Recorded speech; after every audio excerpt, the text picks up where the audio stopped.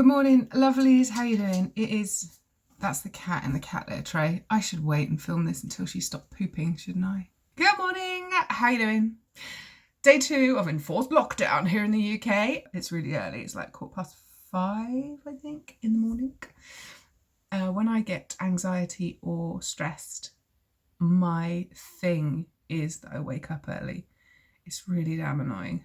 I've been waking up at 4 for the last week or two. That's the cat. It's getting better. I think it's about 10 to 5 this morning. So I think that means I'm becoming more at one with the world situation than perhaps I was a couple of weeks ago. Anyway, I don't even know what the day is. Is it Wednesday? I should know that, shouldn't I? Anyway, today I have some jobs to do. I've got to finish editing yesterday's video. Oh my Lord! There was a lot of content to go through, and I know I said I wasn't going to edit it, but you still need to throw all the clips together and you still need to make some kind of a coherent-ish story. And so yeah, there was editing, and I did probably 2 hours on it last night, and then I was so tired I couldn't get it finished. So I'm going to sit here and finish that off, and then we shall start the day. See you in a bit.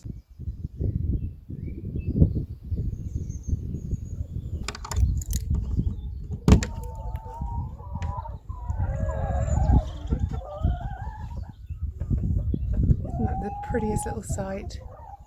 Good morning, girls. How are you? Are you ready to start your day? Okay, first of all, let's open up their little pop hole. One.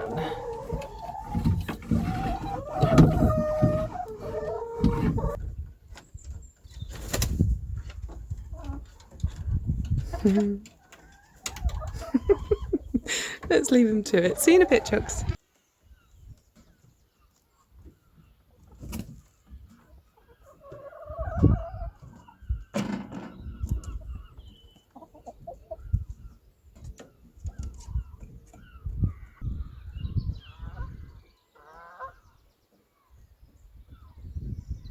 Okay, so I have just finished editing that first diary video, and that's now exporting, and then I'm going to upload that for you guys. So in the meantime, while this is still rendering and exporting, I'm going to go and clean out the chickens, and I think their feeder needs topping up, and then I think it's time for some brekkie. Okay, I'm back in the chook house. I'm putting on my mucky marigold and I'm getting my poo bucket. And then all I do, like I said yesterday, is I just use the glove and I pick up the poop and I chuck it in the bucket. It's the most glamorous job of my day, but I don't mind doing it because it keeps my girls nice and clean and happy and safe. It keeps the eggs clean.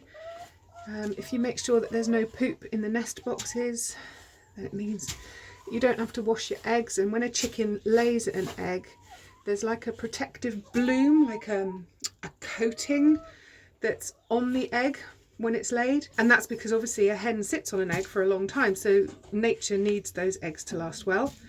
If you then go and wash the eggs, if you've got any muck on it and you have to wash that off, you also remove that protective bloom, and then the eggs won't last as long. Oh my god, it's freezing in here. It's really cold. The sun is full on out there, but brr, that's chilly.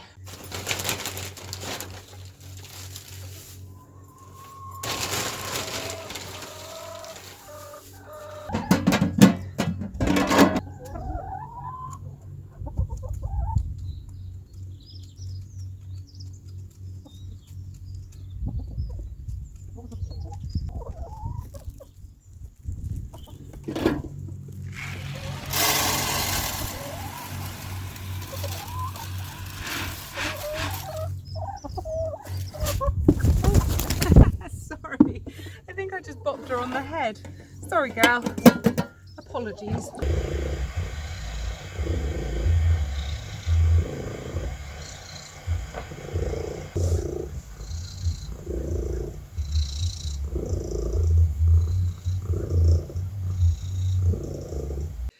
Didn't really fancy any breakfast this morning, so I've had a coffee and I've just discovered that the pesto I made yesterday with a little bit of cheddar cheese makes the most delicious little snack.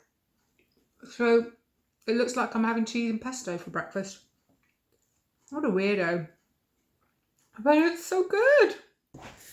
Okay, first job for the day. It's about 8:30 in the morning now and it's warmed up. It's really cold when I first got up. But it's a little bit warmer to be out here now. So I'm just gloving up again. I seem to be spending my entire life in gloves at the moment. I'm going to go and do a job which I've not been looking forward to, and it's minging and I should be ashamed. I'm going to go and clean out the old chicken house. I think I was telling you about that in yesterday's vlog. I hate this house. You'll understand why. Cleaning it out is such a pain, literally a pain.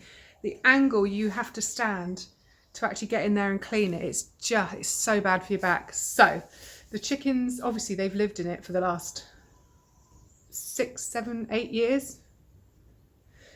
I would clean it out regularly, obviously, but we have had such horrendous weather here in Cornwall over winter, and knowing that the new house was coming, and also their run was just underwater. It's just been horrendous. So I didn't clean their run out for weeks, probably 6 weeks, maybe 7.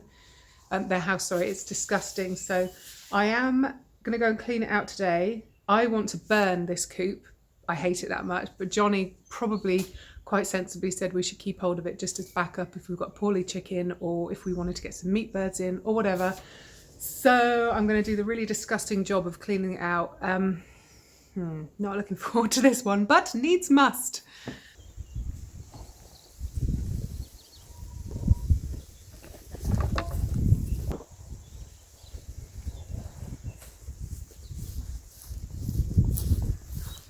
So here's the old run. Like I said, the girls have been in here for a few years. It's better now because we've had some dry days. The ground has dried out, but also Johnny has rotavated. So these lines of loose dirt, he's rotavated and he's planted a load of potatoes in here, which is really cool. And all over on this side too. We don't normally grow potatoes, A, because potatoes are cheap, and also because we get a lot of rain in Cornwall, as I keep saying. So we get blight whipped through, and I've always had really bad yields because of the blight. But obviously at a time like this, what the hell, let's just plant potatoes. Even if we only get half out of what we planted, then it's going to be a bonus at the moment. More importantly, there's the cat again. She's like a little shadow. This is the house. It's one of those triangle houses. It's really old. I mean, Dad hasn't been with us for 6 or 7 years now, and he bought that probably 25, maybe 30 years ago. Johnny's already completely rebuilt the whole thing once. It's knackered. It's horrible. But you'll understand what I mean when you watch me try and clean this thing out. It's horrendous. Oh, it's not actually that horrendous. I was expecting it to be way muckier than that. I think I'd built it up in my mind to be a huge job. So yeah, there is quite a lot of poo in there. This is the roost. This is their roost bar here. This is a nest box, and there's another nest box at the other end. And the girls at night, they come up this little ladder and go to bed.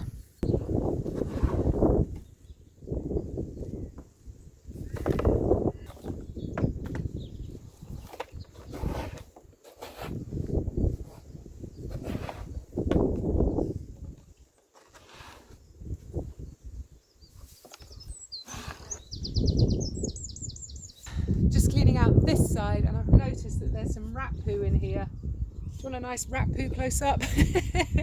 Sorry about that if you're eating your cornflakes. I have never seen rat poo in this house before when we had chickens in here. We have rats in the run, obviously, even though that feeder is really good and the rats can't open it so they can't actually get to the food. They're still going to be around whenever you've got livestock like this. But that's really interesting that I think they must be nesting in here now that the chickens have actually moved out. Little buggers.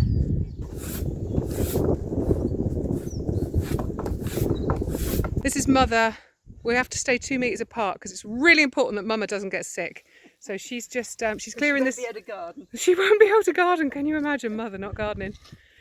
So she's clearing this little bed in the allotment and she's found these beetroots. So I'm not coming close, Mama. So she's digging up these beetroots. which look lovely. Look at that. That's beautiful. And this is our raspberry beds here, which I thought I might come out and weed. Back away, mother, back away. Back off. So this needs a little bit of weeding, but Mum she put membrane down, didn't you? Yeah. Membrane and bark, and this is really easy to keep. Sassy's come to find out what's going on.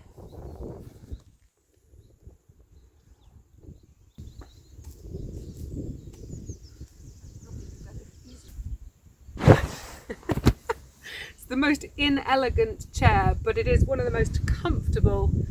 So I need to come and get me some sunshine for my coffee break. Oh, Sassy's come to play. I'm just going to have a little chillax in the sun. Hello, baby girl. Hi. Oh, yeah. Perfect. Sunshine and coffee. Oh, hi.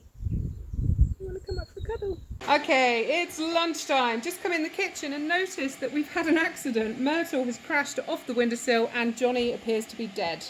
Oh no! And I think I am inside Myrtle. Yeah, I ain't looking too good.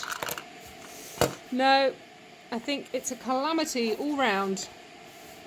Poor Myrtle. I don't suppose the RAC can even get out to us at the moment. Alrighty, this is lunch. I've got 2 pieces of that lovely sourdough bread. This is still frozen. And I'm going to generously top it with that delicious wild, what am I trying to say? Wild garlic pesto that I made yesterday. And then I'm going to add some of that lovely extra mature cheddar. Like that. And then I'm going to toast it. Delicious.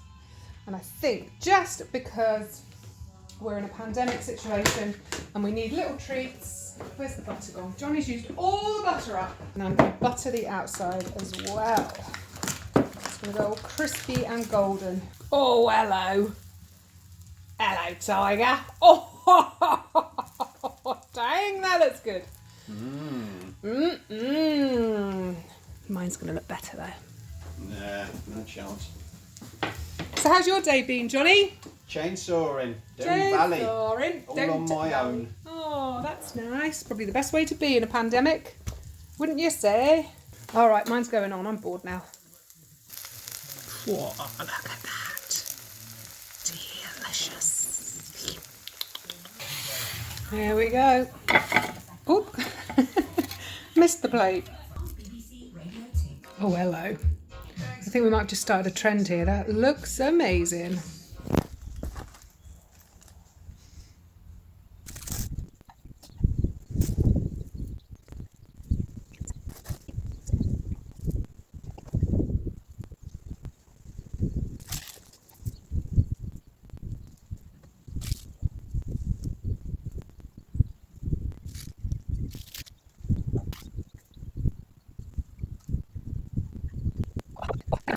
Being off the gym and not doing the squats.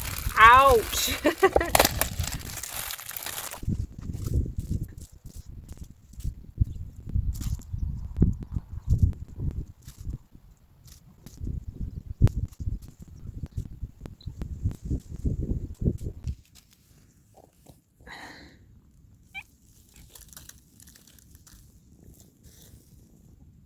Are you helping? Are you? You're about as much use as a chocolate teapot, aren't you? You monkey.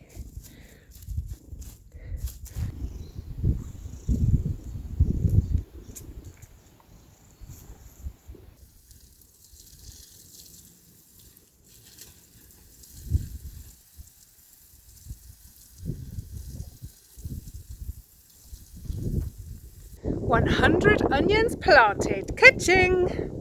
Right, let's go and have a cuppa. I have some very hungry and somewhat grumpy ducks here. Are you hungry?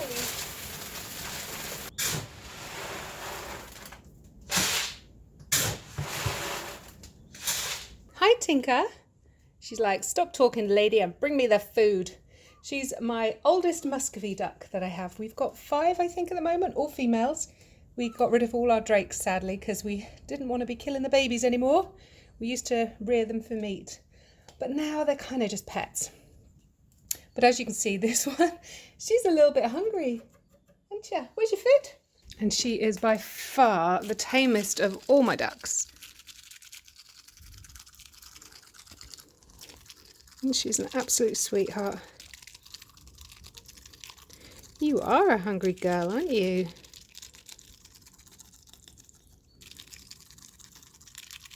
I love that sound. So cute. Come on, darling, I've teased you long enough. There you go. You fill your boots, sweetheart.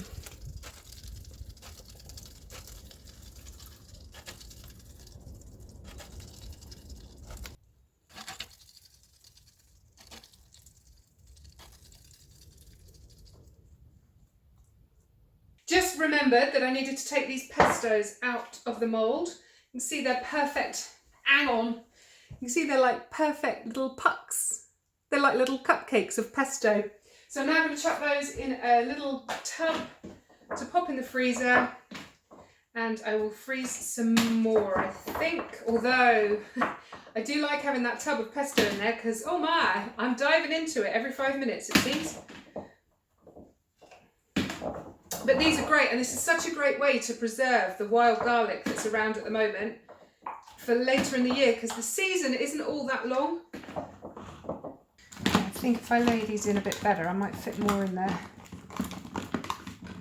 They look like little bath bombs or something, don't they? Kind of thing that Lush would sell. Right. Oh, you're not going to shut. There you are. This is my trick to keeping an organised freezer. It's masking tape. Oh, masking tape and a Sharpie. Wild garlic pesto. Didn't need to rip off that much. And then you just stick it to the front of your tub. And as you can see, I do have a little bit of OCD about this, but if I don't label things, you know what it's like. You make something and 3 weeks later you pick up some random tub not knowing what it is. And this just makes it much easier, especially when Johnny just wants to dive in and find himself a meal. He knows exactly what everything is. This is code. This is J for Johnny, C for chicken, Madras. So that's something that I don't want to eat. I can't remember what I put in there that I didn't want, but those are just for him. So yeah. My little bit of organisation in the freezer. And then I don't want all of this to get frozen because I'm really enjoying having this in the fridge, but I will pop some more in there. I asked Johnny earlier if he might enjoy spaghetti with this wild garlic pesto on. He loves wild garlic. And he said, oh no, slimy spaghetti with stuff on. Which kind of confused me because he loves spag bol, he loves meatballs and pasta. He's very set in his ways, if you know what I mean. So I just remembered about the dehydrator. Whoops! These are definitely dry. If I come and show you, there's one of the teeny weeny little carrots. Look, it's so dinky. And it snaps. It's beautifully dry and really, really crunchy. So what I'm going to do now, as you can see, that one bag of frozen veggies, it didn't actually go very far once it's dried down. But that's another of the benefits of drying things, that it reduces the amount of storage space that you need. So I'm going to try magically to get these into this jar without spilling any. And it's already failing. Okay, this isn't very easy.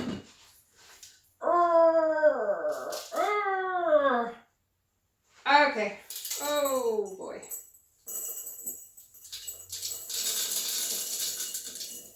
I'm sure there was an easier way to do this. No clue what that would have been. So this can be used at home or camping. Obviously it transports really, really well. You can also vac pack it if you've got a vacuum sealer. That'd be great, and it would, in theory, last pretty much forever that way. And you can just chuck it into soups and stews and casseroles and wet kind of meals. You can do this with all sorts of other veggies too. Onions and garlic are a favourite.